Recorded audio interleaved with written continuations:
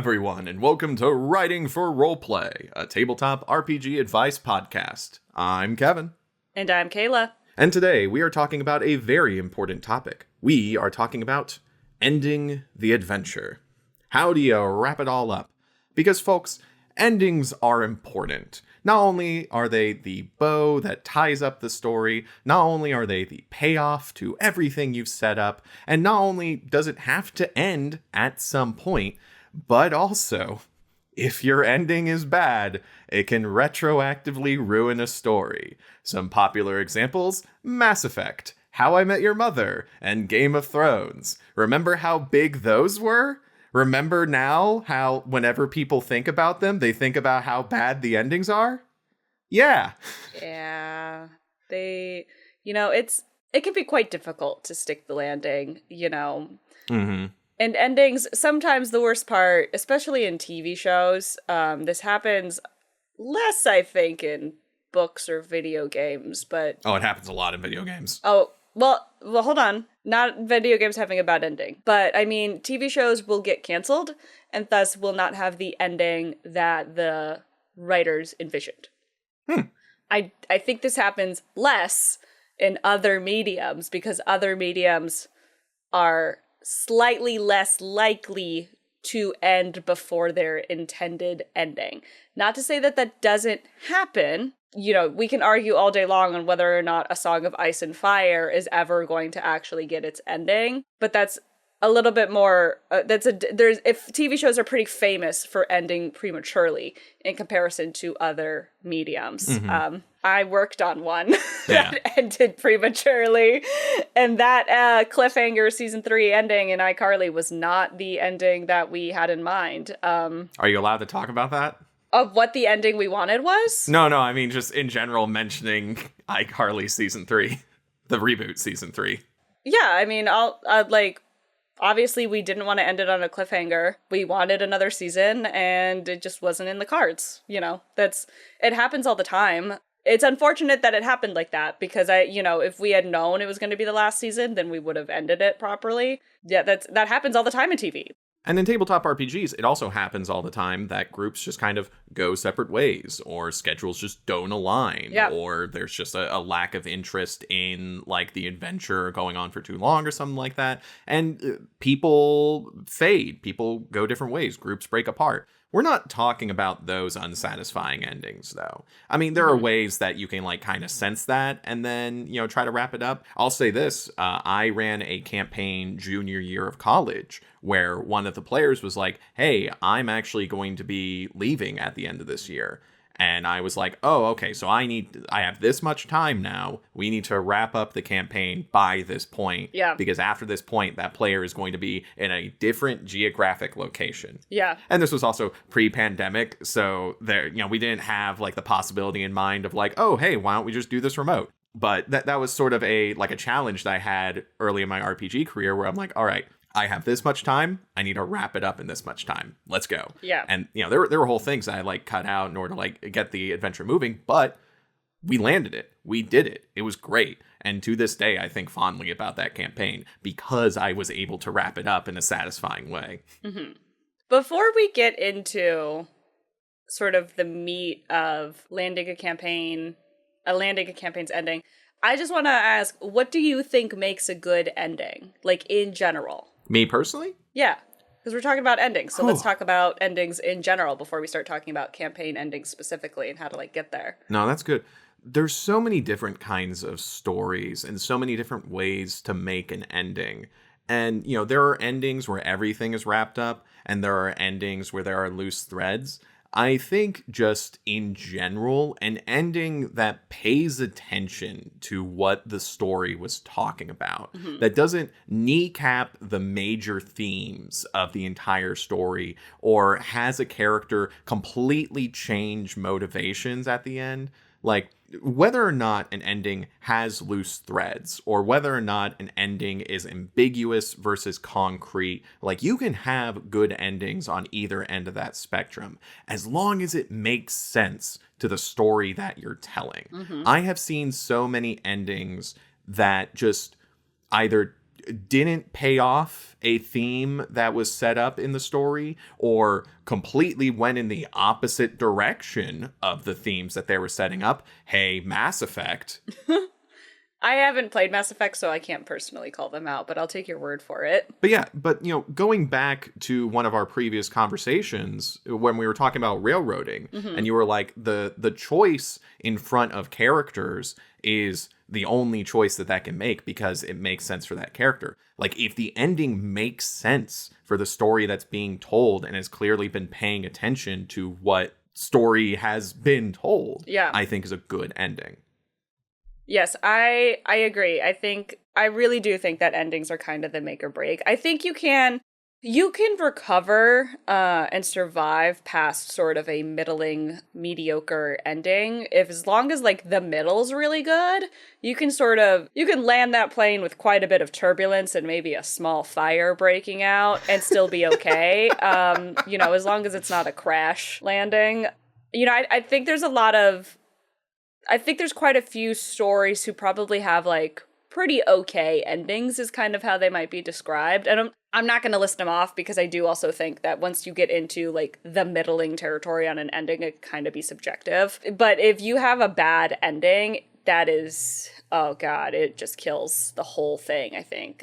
Great endings, I think, can be a little fewer and far between. And great endings can also, in my opinion, be pretty controversial too. Sometimes I think, and that's the other thing too, is it can be a little bit subjective in the sense that you have some stories where people may not fully realize what story it is that they're reading. So when you get to the ending, it can be very controversial. We were just talking on the day that this episode was recorded, Suzanne Collins announced the next Hunger Games book. Sunrise of the Reaping, I think it is. And Kevin and I were talking about Mockingjay, the ending of the original Hunger Games trilogy. And that was a book that was received with some mixed reception. I remember it being a good book and remember it being like a satisfying ending to the story. Other people have like differing reactions to it. And I think that's because that series was something that was targeted towards younger readers. I mean, I was a teenager when I read it, and it's it's not a happy series, and I think for a lot of people, it was kind of the first introduction to sort of a very dark series, a very violent and dark series, really, where, that one quote from Game of Thrones, of all places, if you think this is going to have a happy ending, you've not been paying attention. And Hunger Games, I think, has a very bittersweet ending. And that is something that when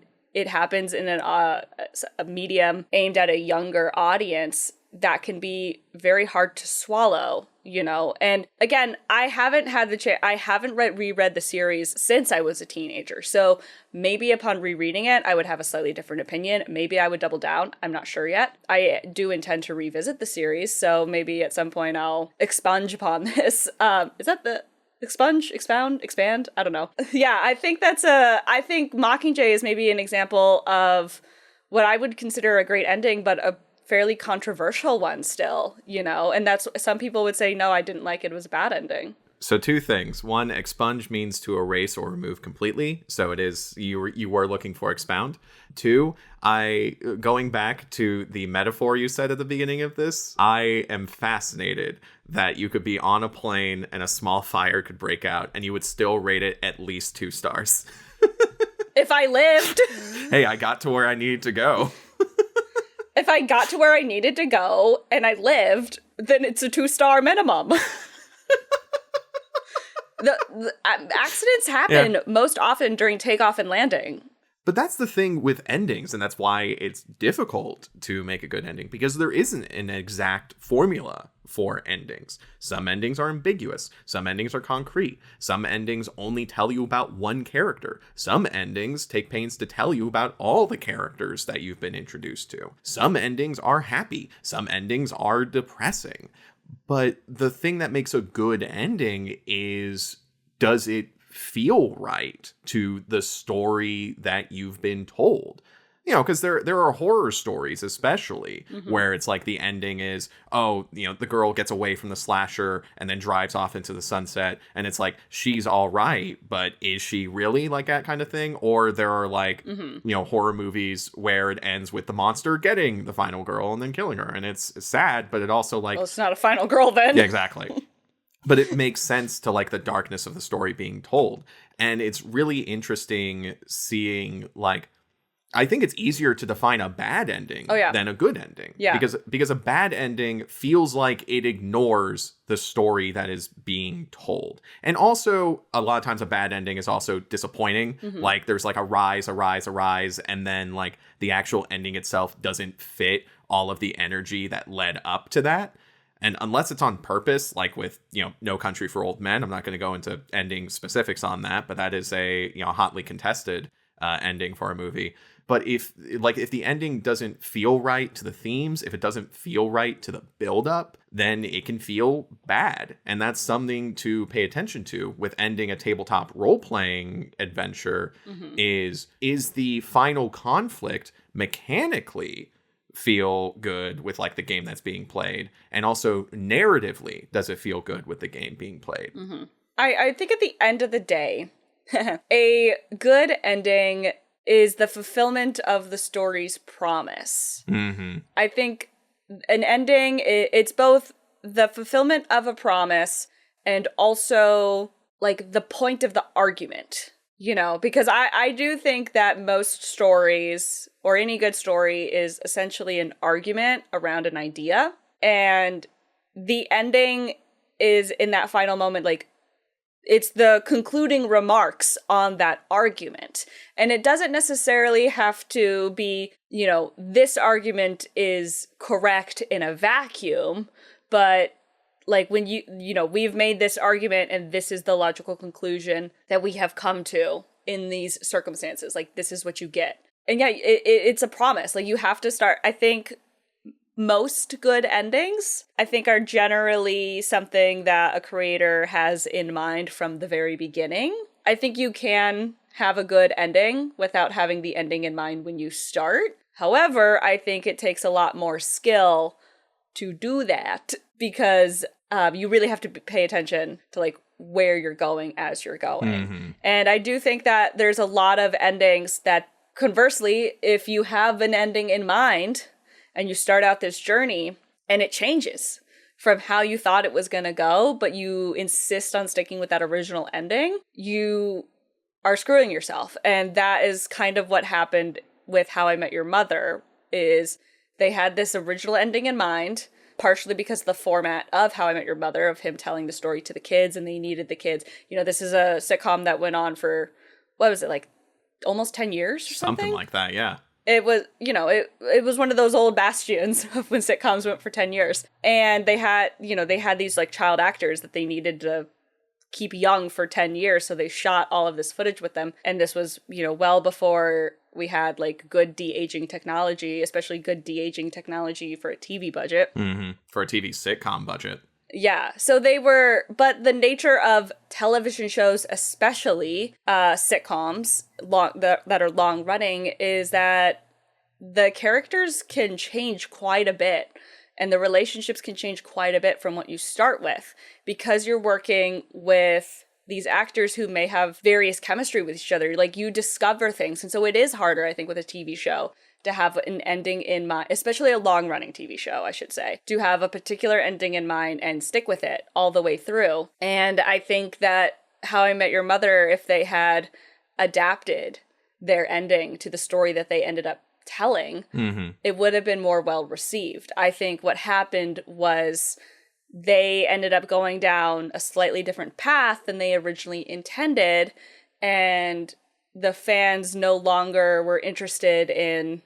They changed their promise in many ways, and that's okay. Like, the story can change, absolutely. But your ending needs to reflect that. The ending was quite disappointing to a lot of fans because they ended up wanting the story changed, and they liked the way that it changed, and the ending sort of forced a different ending, a different alternate universe where the story had not changed. I've had a few campaigns where the final boss changed because the party just made such different decisions. And you know of a few examples, Kayla, Yeah. where it's like, oh, it's actually much more appropriate if the final encounter is with this character rather than this pre-planned character. Yeah. I think that long-running television shows and sitcoms are most similar to long-running D&D campaigns in terms of the way that things can change, the variables of you have sometimes actors leave a show, players leave a campaign, players might have chemistry with different NPCs in ways that you didn't expect, whether that's villainous chemistry or romantic chemistry. I mean, infamously, spoilers for campaign 2 of Critical Role, kind of. I mean, it's been done for a while now. Infamously, NPC Essek Thalis was intended to be an antagonistic force in Campaign 2.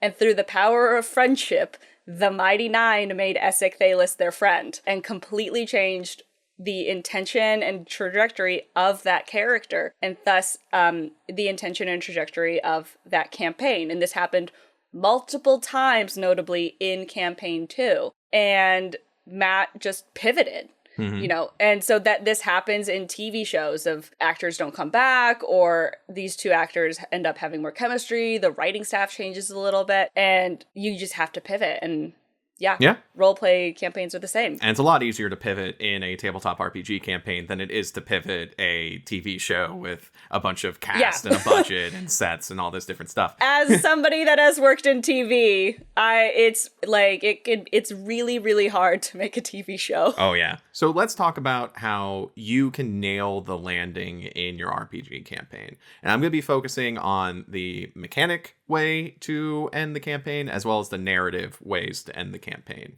So starting off with mechanics, the final conflict. This is, whether you're playing a combat-focused game or another game that focuses on like regal politics or social dynamics or racing raccoons and trash can go-karts. Yeah. Whatever it is, your game is going to end on a final conflict of some sort. That's just how storytelling works. So in that final conflict, whatever game you're playing, be sure to utilize the game's mechanics to the fullest. This should feel like a reward for players paying attention to how the game works, for leveling up their characters if there's a level up mechanic, or at least getting to know how their characters work better.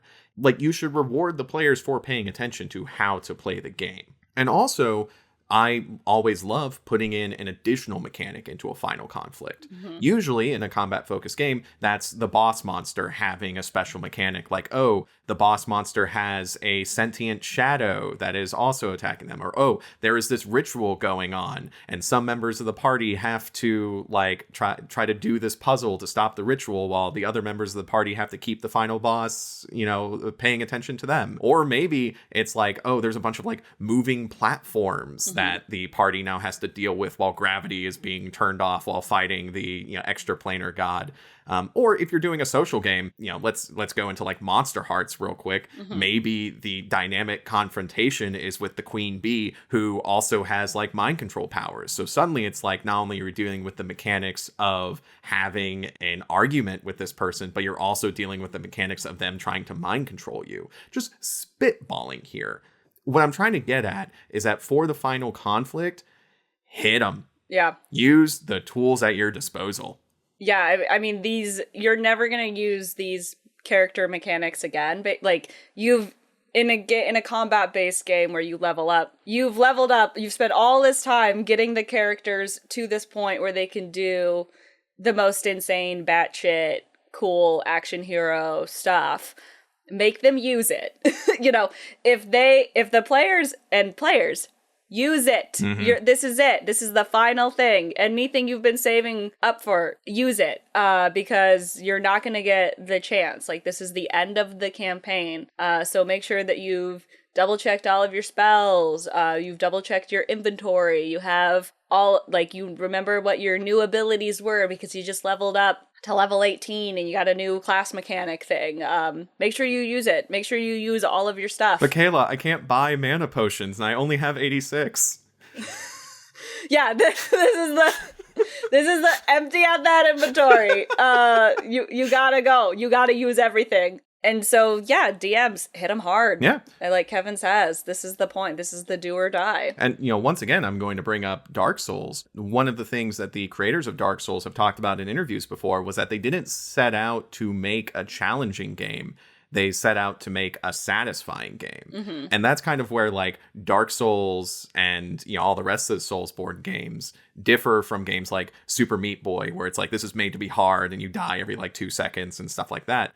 Dark Souls is a game where you have to pay attention to the mechanics. That's how you get through the conflict. And in fact, if you know how to play the game, it's actually quite a bit easier than when you're a first-time player. But at the same time, you have to focus on all of the bits and bobs on how the game works if you're going to succeed, because the difficulty is attuned to that level. Yeah. And that's what the final conflict should feel like. It's, I need to pay attention to everything I have learned up to this point in order to get through this, because challenge equals satisfaction. Yeah.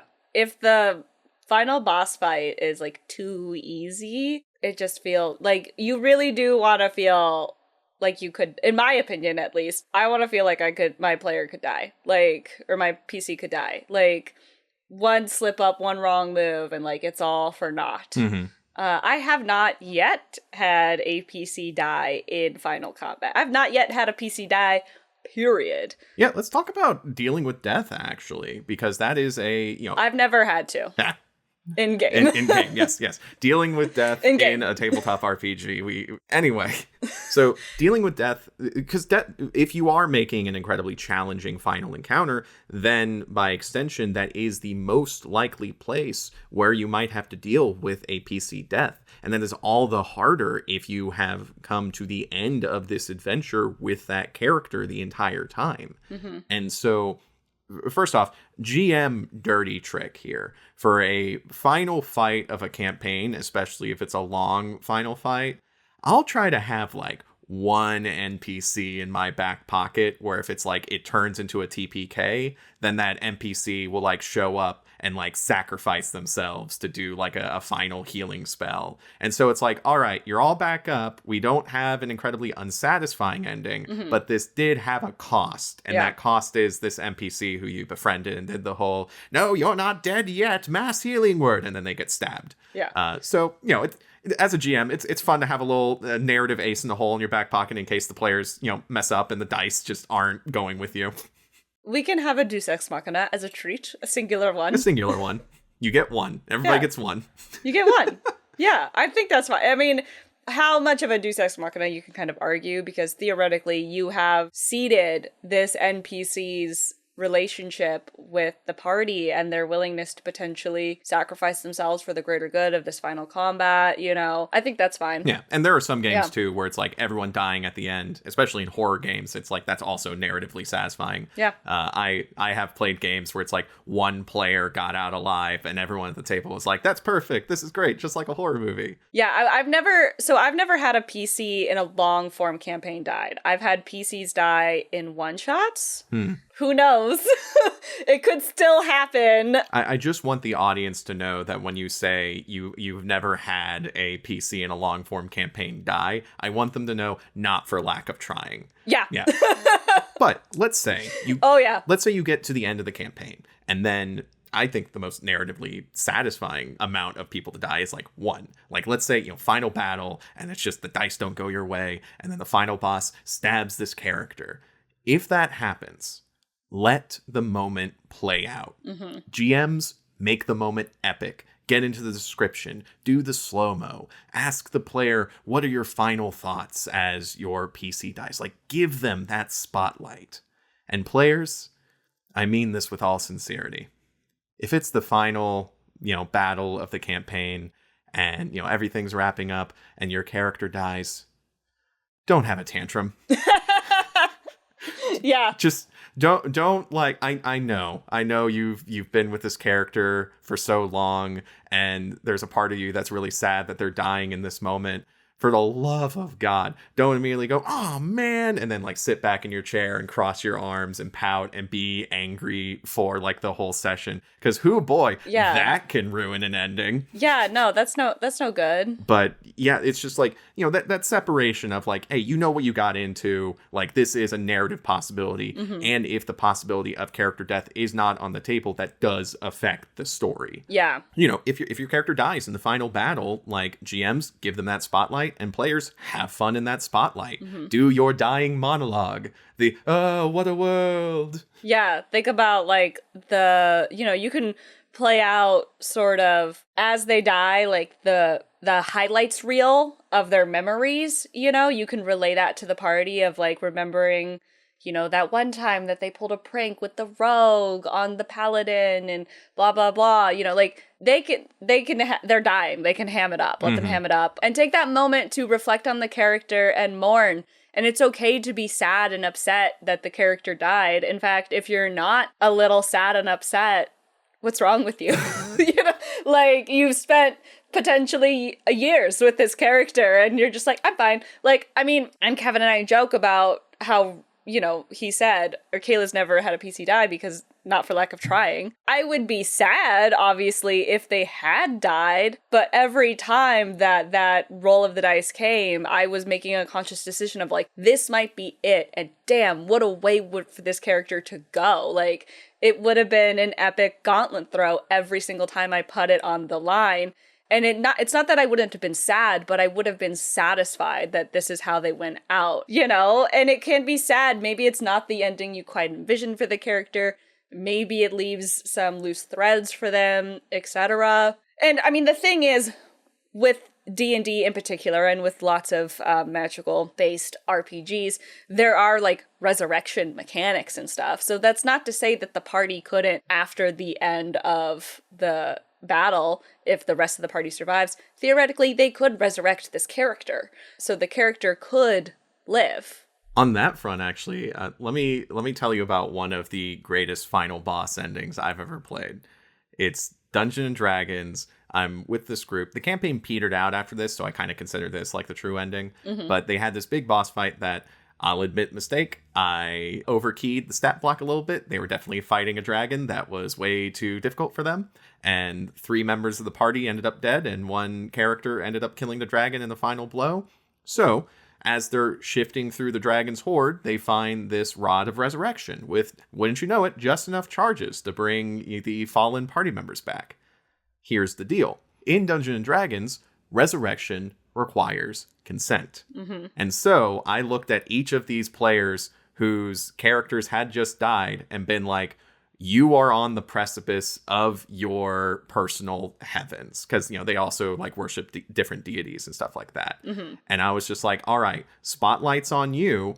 Do you step forward into your ultimate reward, or do you turn back and go back to the land of the living? And the headspaces that they went into, the monologues that they gave, I had a player in tears thinking about this. And it was so good. It was so good. Yeah. Yeah, I think there's just so much juicy story potential when resurrection is on the line, especially because, in D&D, resurrection requires the consent of the soul. And Critical Role is kind of famous for introducing resurrection ritual mechanics, wherein they sort of they expand upon resurrection. And it's kind of a way to make it a little harder and to kind of add the stakes a bit, especially because when their characters got to like really, really high levels and had like lots of money and stuff, resurrection became cheaper. But one way to up the stakes was these rituals wherein 3 party members would sort of plead with the soul of that fallen character and would have to make rolls to get them back. And it would be like different rolls. And famously, spoilers for campaign 1 Vox Machina, Percy DeRollo died, and Percy was a character that did not want to come back to life. He was ready to go. He was done. He's like, I did what I came to do.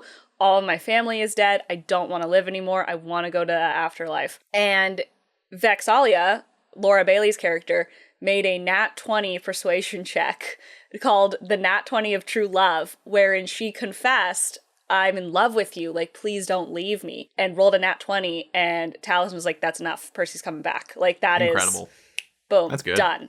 And that was an awesome, awesome character moment for these two characters and their relationship, etc. So it's like, you can find ways to use character death to mine more story and to include these PCs in ways after their death, you know, especially if it kind of happens a little early on in the campaign, or sorry, a little early on in the combat, maybe, especially if it's like sometimes final combat sessions can take, you know, 2 or 3 sessions to finish, depending on how elaborate and complex they could be. You know, there are ways, if it's going to be a 2-parter ending and somebody's character goes down really early in that first session, I mean, you gauge the reaction and see maybe, you know, like, see maybe if, is there something you can do? And if there isn't, you know, maybe that player character gets a character sheet and gets to come in and be like one of those Deus Ex Machina PCs, you know, like there's kind of some different options, you know, and again, pivot, stay on your feet. Yeah. Like, But also, as a GM, don't be afraid to hit them. Put death on the table. Yeah. Be like, this is the final conflict. Let's go. It's all out. You gotta have those stakes. So when thinking about endings, you should also be thinking about like the duration of like the adventure. For one-shots specifically, first off, whenever I do a one-shot, I am always looking at the clock and always being mindful of like, all right, we need to wrap this up. We need to wrap this up. I have never played a single one-shot where I did not have to hastily wrap it up at the end. So like my advice for ending one-shots is either end it on the big victory. Like, hooray, you got to the end of the dungeon. You killed the dragon. You guys, you know, step onto the dragon's corpse and raise your weapons aloft. Hurrah! End of one-shot. yeah. Or you end the one shot on an established joke. And, you know, this can be something that was like brought up through the one shot or at the beginning of the one shot, but just like ending on that like humorous tone is a great way to do it. A personal story. I once ran a one shot where one of the characters, phenomenal character concept. Their character was the child of a genie and a dragon. And the genie and the dragon were not married. So the genie and the dragon were both giving them like warlock powers. Oh my gosh. So in order to vie for their estranged child's love. This is such divorced parent energy. Yes. And so the beginning of the one shot, we had a scene where the genie shows up and it's just like, hey, did you appreciate those powers? I bet they were better than your dragon parents, you know, gifts that they gave you. And then at the end of the one shot, I'm like, and then as you guys venture out the dungeon, suddenly a dragon comes down from the skies and bares its wings and shows its teeth and speaks. Hey, did you get those things I sent you? And also, has your genie mom been saying anything about me? End of one shot. That's pretty good. That's pretty good. Thank yeah. you. But yeah, so either just end on like the big emotional beat, because you're not returning to these characters, more than likely, unless you're turning this one shot into an adventure, in which case you have to think about a different ending. Yeah. But just kind of like end on that big beat. For longer campaigns, there's a few different ways you can end it.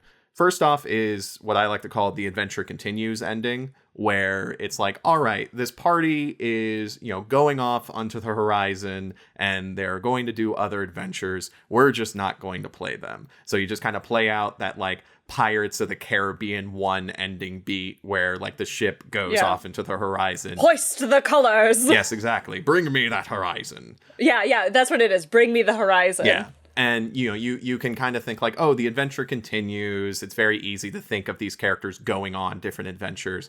But, like, it's also a satisfying ending because it ends the way that the story was set up. These people love to adventure together, and they're going to continue to adventure together.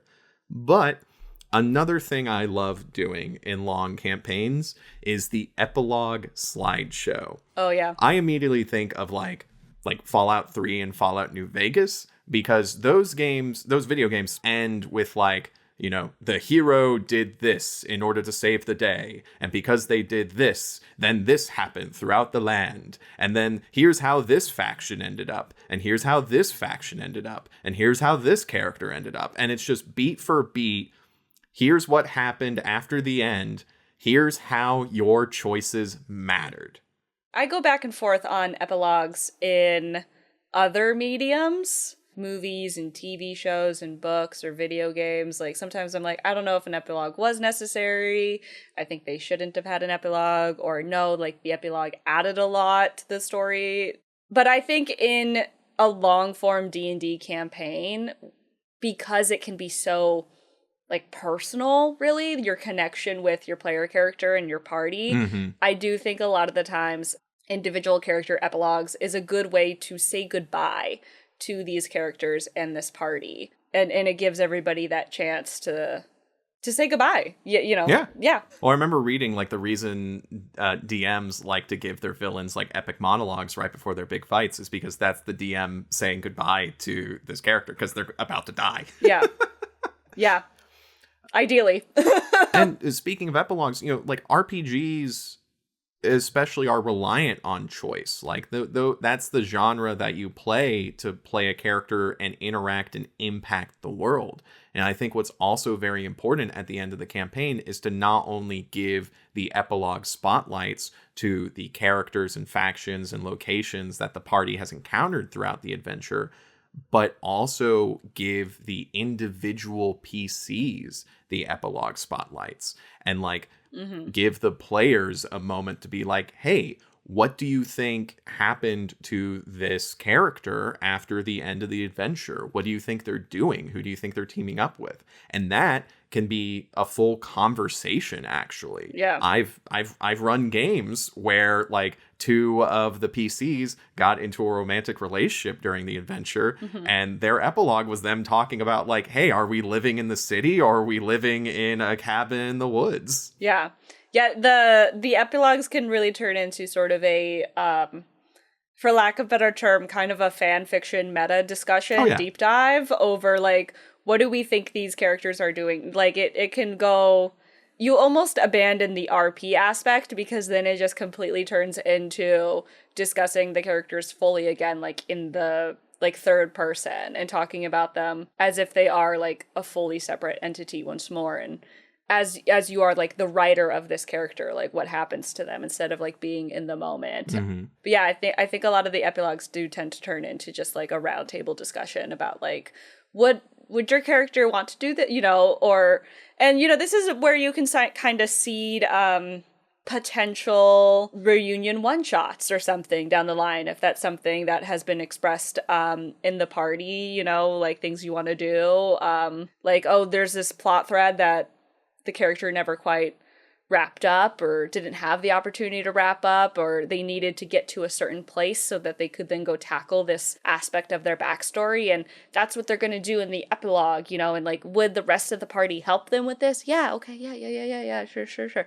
And then like 2 years later, the DM's like, guess what we're going to do as a one shot, like remember that thing? Like, do you guys want to do that? Blah, blah, blah. Like, those are always a lot of fun. Yeah. One thing I think that's also very important to ending an adventure, especially a long form campaign where it's like you've met over weeks, months, maybe even years.